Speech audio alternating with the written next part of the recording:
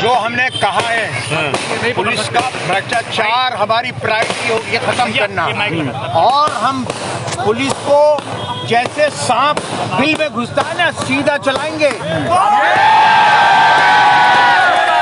आपके जरिए कहना चाहता हूँ, जो आतंक काट रखा था ना पुलिस ने तो ओखला के अंदर, चाहे बिल्डिंगों का मामला हो, चाहे सड़कों के उगाइयों का मामला हो, चाहे पुलिस यहाँ तय करती है कि किस परचूने की दुकान, किस होटल किस टाइम खुले रहेगी।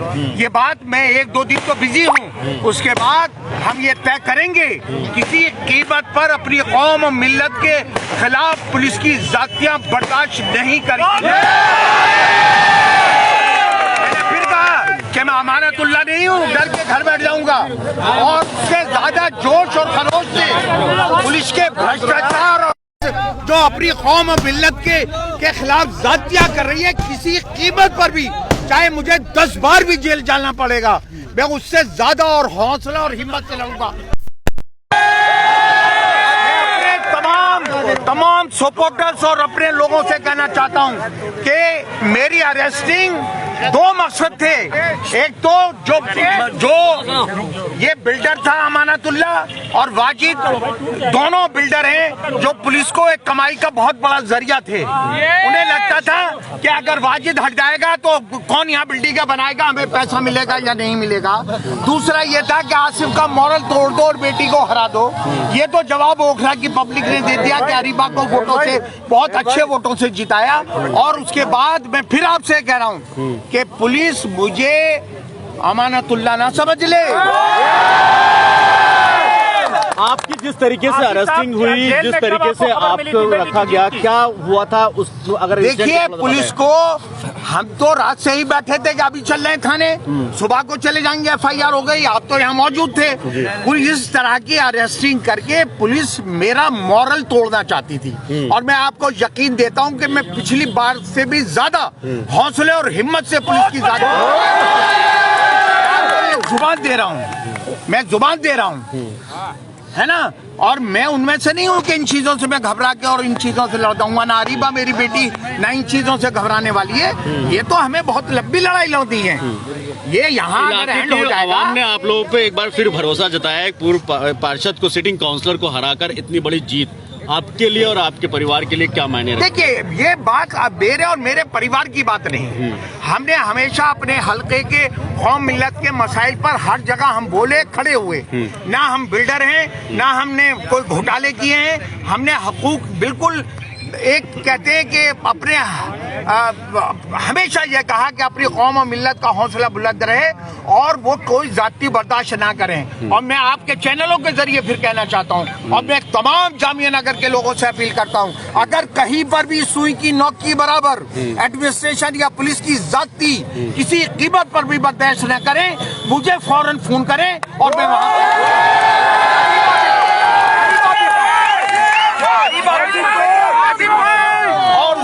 पिछली बार से ज्यादा हम अपने लोगों से प्यार करते हैं, मोहब्बत करते हैं, जिन्होंने हमें बार बार मौका दिया है चुन के। और अगर पिछली बार कुछ हमसे गलतियां रही हैं, उनको नजरअंदाज करके सिर्फ और सिर्फ हम ओखला की भलाई और अपनी कौम और मिल्लत की लड़ाई लड़ेंगे और हर हक और इंसाफ की लड़ाई सियासी बात अगर करें, किसी कीमत पर भी हम पुलिस की जातियां बर्दाश्त नहीं करें। सियासी बात करें, कांग्रेस की तरफ एक बार फिर रुख किया है मुसलमानों ने, आप और कांग्रेस के लिए कितना मायने रखता है? देखिए बहुत मायने रखता है, इंशाल्लाह ये मौका आएगा। देखिए थोड़ा थोड़ा आहिस्ता आहिस्ता समझ में आएगा। पिछले 2 इलेक्शनों से, 3 इलेक्शन से अगर पार्लियामेंट का देखें, 2 असेंबली का, पार्लियामेंट का, तो आप ये देखेंगे कि आम आदमी पार्टी की तरफ को 100% मुसलमानों का रुझान था। लेकिन इस बार दिल्ली के अंदर भी कम से कम मुसलमानों की ये बात में समझ में आ गया कि अरविंद केजरीवाल RSS की देन है। और ये हमेशा, मैं तो कह रहा हूँ, ओवैसी साहब को भी ये बात कह रहा हूँ कि ये दोनों जहां पहुंचते हैं वहां कांग्रेस को, बीजेपी को पावर में आने का मौका देते हैं। इसकी मिसाल गुजरात हैगी। गुजरात में अगर अरविंद केजरीवाल ना पहुंचता तो कांग्रेस बराबर की लड़ाई लड़ती। लेकिन अगर हिमाचल प्रदेश में अरविंद केजरीवाल का सुपड़ा साफ था, इसलिए हिमाचल प्रदेश में कांग्रेस ने हुकूमत बनाई। और इंशाल्लाह मुझे यकीन है कि मुसलमानों के साथ साथ दिल्ली के अंदर और तमाम लोग भी महसूस करेंगे और इंशाल्लाह बड़ा बदलाव। पुलिस का रवैया कैसा था आपके अरेस्टिंग के बाद? देखिए पुलिस का रवैया मेरे साथ तो, देखिए वो क्या था, मुझे अंडर प्रेशर करना चाहते थे। मैं अक्सर ये बात कहता था कि अमानत को उन्होंने अपने प्रेशर में ले लिया और अमानत अब जो है किसी मामले में बोलेगा नहीं। लेकिन आसिफ उसमें से नहीं है। देखिए आसिफ को यहाँ से जिस तरह से वो मतलब हवा में ही ले गए मुझे। इतने लोगों की जरूरत नहीं थी। अगर वो आते पिछली बार की तरह अरेस्टिंग करना है तो मैं 7 साल चलता। वो इतने लोग घूम गए कि मैं हवा में ही ले जाके मुझे कुर्सी पे उसमें कार में बिठा दिया, जमीन में पैर ही नहीं लगे मेरे। इतने लोग थे वो, कम से कम 300-400 पुलिस वाले रात को 2 बजे। और जो तरीका था वो मुझे डिमोलाइज करने का तरीका था कि इसको पॉलिटिकल साजिश के तहत इस तरीके से किया गया था आपके साथ? देखिए पुलिस को सबसे बड़ा खतरा ये था कि हमारी उगाही यहाँ बंद हो जाएगी।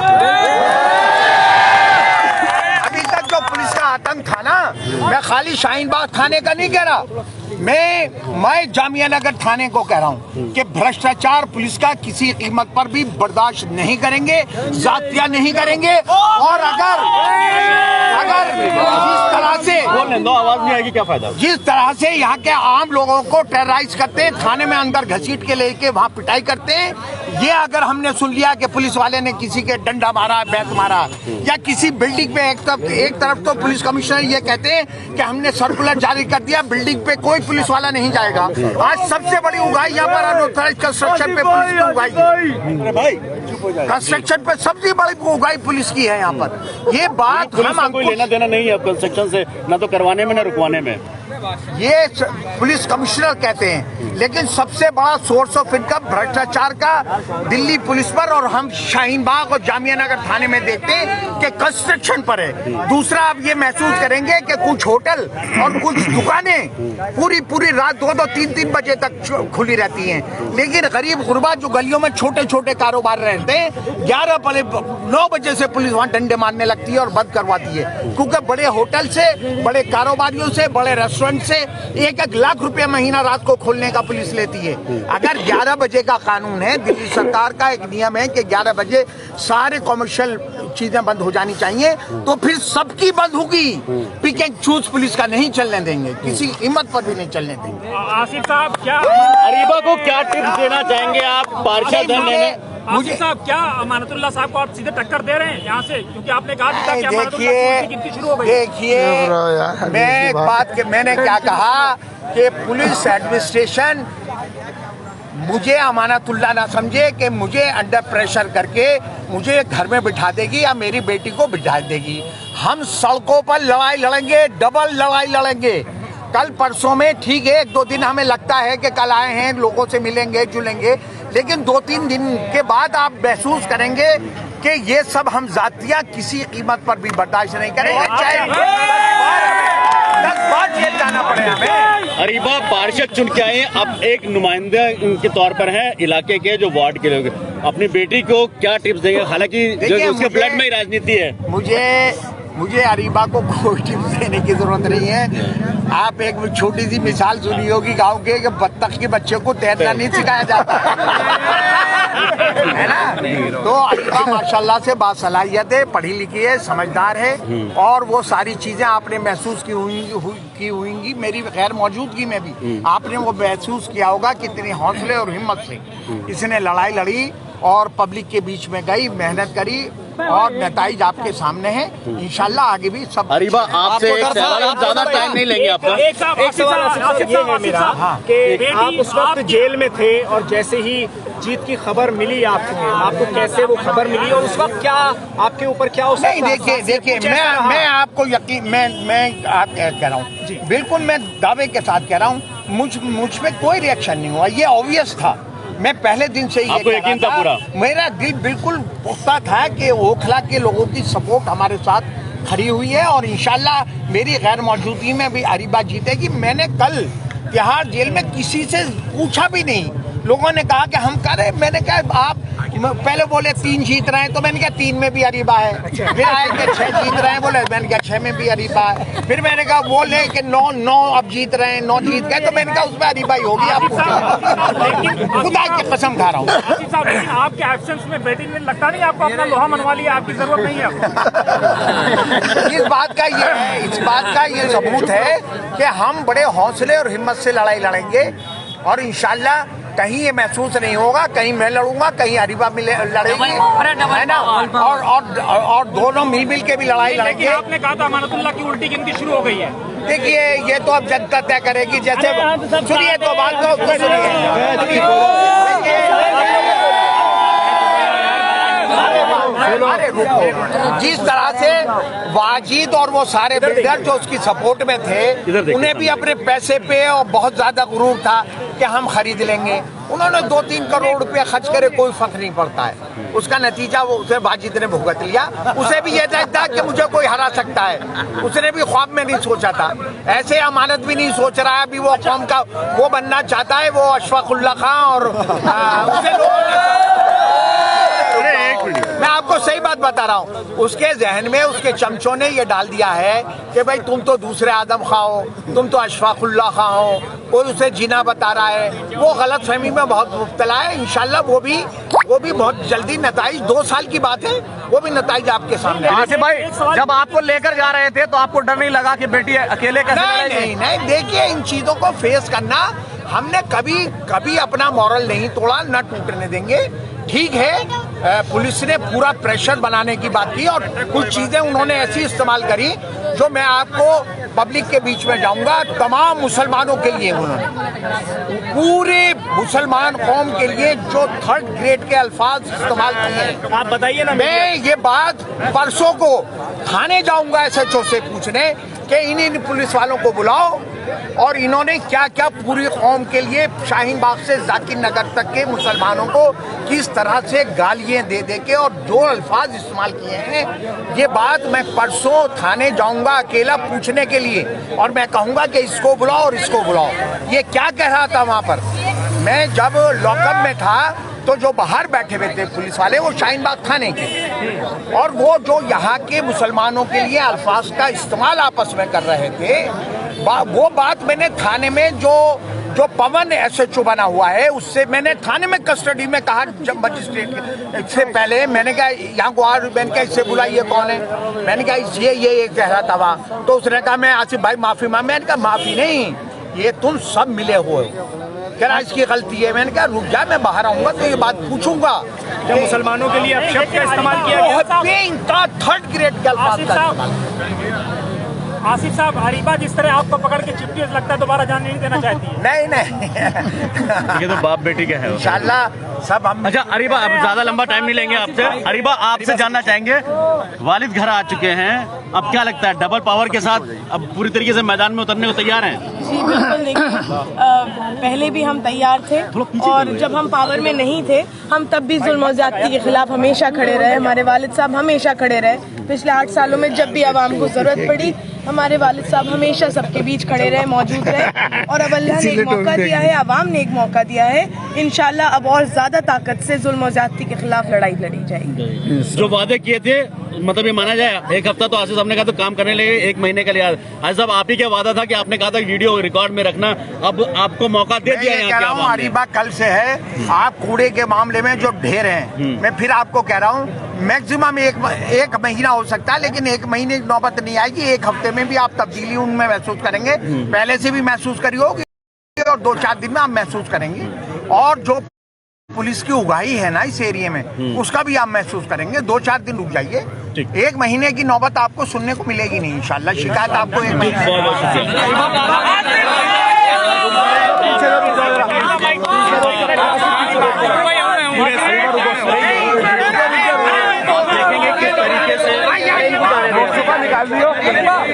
अरे मोहम्मद अहमद साहब जाओ, अब आप इनको जाने दो, इनको जाने दो। आप लोग तो हट जाओ साइड यार। देखिए, सब लोग पुलिस शाहीन बाग थाने के थे। जब मैं लॉकअप में था तो वहाँ कुर्सियां डाल के बाहर बैठे हुए थे। आप यकीन मानिएगा, मेरे साथ चलिएगा।